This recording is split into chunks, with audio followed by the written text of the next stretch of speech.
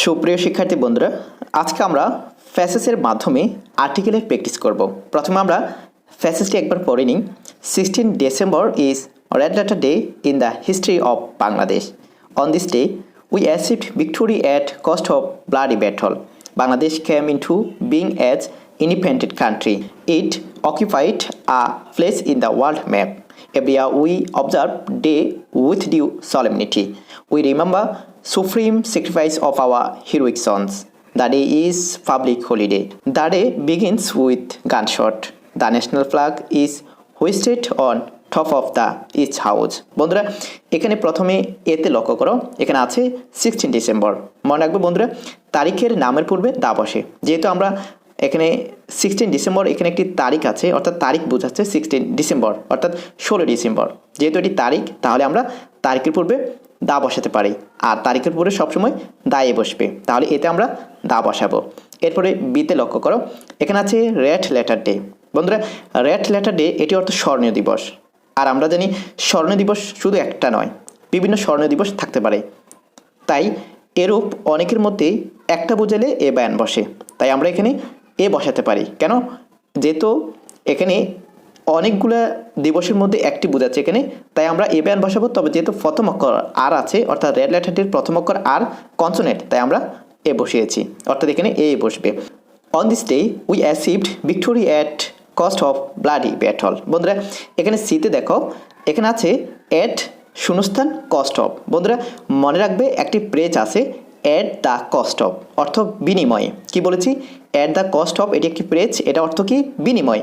তো যেহেতু at the cost of একটি সরাসরি প্রেজ আছে, তাই আমরা অ্যাট দ্য কস্ট অফ, এখানে অ্যাট আর কস্টের মাঝে আমরা এখানে দায়ে বসাবো, অন্য কিছু বসবে না, এ বায়ান বসবে না, করসও বসবে না, কারণ আমরা জানি অ্যাট দ্য কস্ট অফ এটা একটি প্রেজ। তো যেহেতু প্রেজ আছে, প্রেজের মাঝখানে আমরা দায়ে বসাবো, আর এখানে দায়ে বসবে।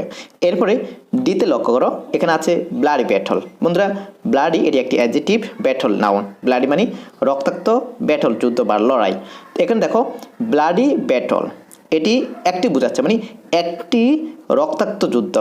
তাহলে যেহেতু একটি বোঝাচ্ছে, তাহলে আমরা এ বায়ান বসাবো। কিন্তু এখানে একটি বোঝাচ্ছে ঠিক, তবে এটি অনির্দিষ্ট বোঝাচ্ছে। কেন? আমরা জানি এক রক্তাক্ত যুদ্ধ, তো রক্তাক্ত যুদ্ধ কিন্তু বিভিন্ন যুদ্ধ হতে পারে। যেহেতু এটা নির্দিষ্ট নয়, অনির্দিষ্ট, তাহলে অনির্দিষ্ট ক্ষেত্রে কী বসে? এ বায়ান বসে। তাই আমরা এখানে ডিতে এ বসাবো, অর্থাৎ এ ব্লাডি ব্যাটল। এরপরে দেখো Bangladesh came into being as independent country.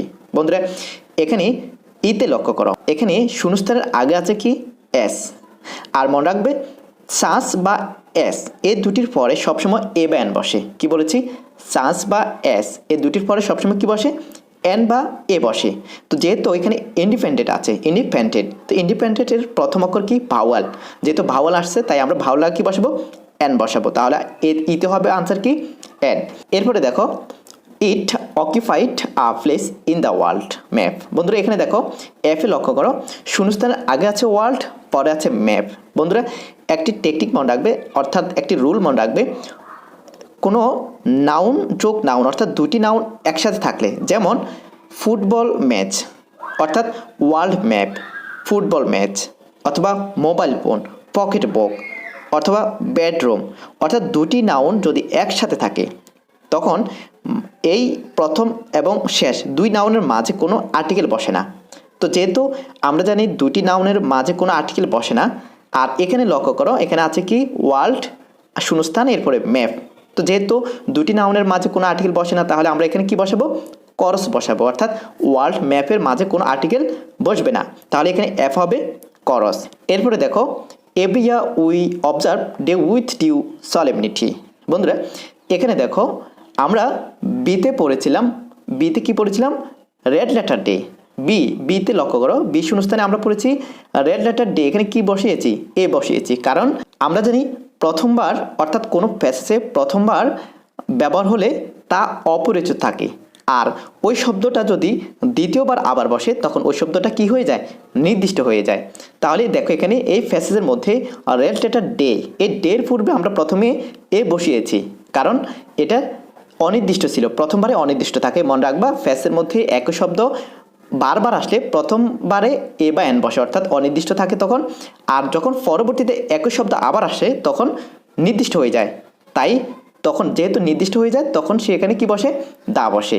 আর আমরা এখানে লক্ষ্য করো যেতেও আমরা আজকে দা বসাবো। কেন দা বসাবো? আমরা যেহেতু ডে ফ্যাসের প্রথমবার একবার পেয়েছি বিতে, সেখানে আমরা এ বসিয়েছি। এখন যেহেতু ডে আবার আসছে দ্বিতীয় শূন্যস্থানে অথবা তৃতীয়তে, আবার যতবার আসবে আমরা ততবারই দা বসাবো। তাহলে জিতে আনসার হবে কি দা, অর্থাৎ the day with due solemnity. এরপরে লক্ষ্য করো we remember supreme sacrifice of our হেরোইক sons. বন্ধুরা এখানে এসে লক্ষ্য করো, এখানে সুপ্রিম স্যাক্রিফাইস, এই সুপ্রিম স্যাক্রিফাইস শব্দটির অর্থ হলো সর্বোচ্চ ত্যাগ। কি বলেছি? সর্বোচ্চ ত্যাগ, অর্থ ইংরেজি কি সুপ্রিম স্যাক্রিফাইস। আর এরপরের দিকে লক্ষ্য করো অফ আওয়ার হিরোইক সন্স। কি বলেছি? অফ আওয়ার হিরোইক সন্স, এটি অর্থ হলো আমাদের বীর সন্তানদের। দেখো এখানে আমরা কিন্তু নির্দিষ্ট পেয়ে যাচ্ছি কিভাবে, সুপ্রিম স্যাক্রিফাইস হলো সর্বোচ্চ ত্যাগ, আর অফ আওয়ার হিরোইক সন্স হলো আমাদের বীর সন্তানদের।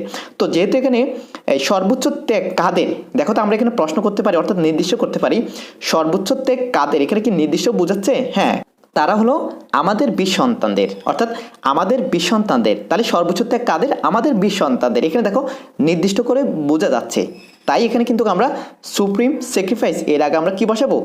দা বসাবো। কেন? আমরা এখানে নির্দিষ্ট পাচ্ছি, আর আমরা জানি নির্দিষ্ট করে বুঝলে দা বসে। অর্থাৎ সুপ্রিম স্যাক্রিফাইস সর্বোচ্চ ত্যাগ কাদের? অফ আওয়ার হিরোইক সন্স, আমাদের বীর সন্তানদের। তাহলে আমাদের বীর সন্তানদের সর্বোচ্চ ত্যাগ, তাহলে আমরা নির্দিষ্ট পেয়েছি, তাই আমরা এখানে দা বসাবো। এরপর দেখো the day is public holiday. বন্ধুরা এখানে আইয়ে লক্ষ্য করো, এখানে পাবলিক হলিডে শব্দটা কি? অর্থাৎ সরকারি ছুটির দিন। এটি কিন্তু অনেক আছে। সরকারি ছুটির দিন কি একটি, মানে পুরো বছর কি সরকারি ছুটির দিন একটি থাকে না অনেকটি থাকে? হ্যাঁ, অনেকটি থাকে, অর্থাৎ অনেক দিনেই সরকারি ছুটির দিন থাকে। তাহলে আমরা যেহেতু সরকারি ছুটির দিন অনেক দিনে থাকে, অর্থাৎ অনেক সময়ে আমাদের সরকারি ছুটির দিন আসে, তাই আমরা এখানে অনির্দিষ্ট করে বোঝাচ্ছি। অর্থাৎ একটি ছুটির দিন যদি হতো তাহলে আমরা দা বসাতাম। এখানে যেহেতু নির্দিষ্ট না অনির্দিষ্ট, তাহলে আমরা কি এ বা এন বসাবো। আর যেহেতু পাবলিক হলিডের মধ্যে ফি প্রথম অক্ষরে কনসোনেন্ট আছে, যেহেতু কনসোনেন্ট তাহলে আমরা এ বসাবো। যদি ভাওয়াল হতো তাহলে আমরা এন বসাতাম। এরপরে দেখো the day begins with gunshot, the national flag is hoisted of top of the each house. বন্ধুরা এখানে যেতে লক্ষ্য করো, এখানে আমরা একটি ফ্রেজ দেখতে পাচ্ছি। বন্ধুরা ফ্রেজটিকে দেখো, অন দ্য টপ অফ, বলো আমার সাথে বলো, on the top of. On the top of এটি একটি ফ্রেজ, আর এটির অর্থ হলো উপরে বা শীর্ষে। আমরা যেটা শীর্ষে বোঝাই, অর্থাৎ শীর্ষে সর্বোচ্চরে উপরে বোঝায় অন দ্য টপ অফ।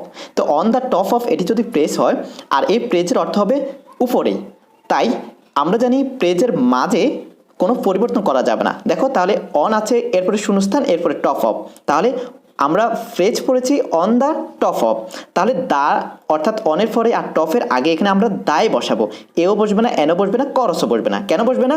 আমরা তো এটা সরাসরি পেয়ে গেছি, এটি একটি প্রেজটির নাম হলো on the top of. On the top of ফ্রেজটি হলো কি অন দ্য টপ অফ, অর্থ হলো উপরে।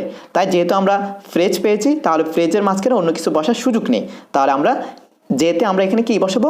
দা বসাবো। বন্ধুরা এভাবে করে তোমরা কয়েকটি ফ্যাসেজ যখন প্র্যাকটিস করবে, তাহলে তোমরা যেই কোনো পরীক্ষায় আর্টিকেলে ভালো মার্ক পাবে। আর হ্যাঁ, এই ভিডিওটি তোমার কাছে ভালো লেগে থাকলে চ্যানেলটি সাবস্ক্রাইব করে রাখবে, সাথে বেল বাটনটি ক্লিক করে দিবে পরবর্তী ভিডিওটির নোটিফিকেশন পাওয়ার জন্য। সে পর্যন্ত ভালো থাকবে, সুস্থ থাকবে। ধন্যবাদ। আল্লাহ হাফেজ।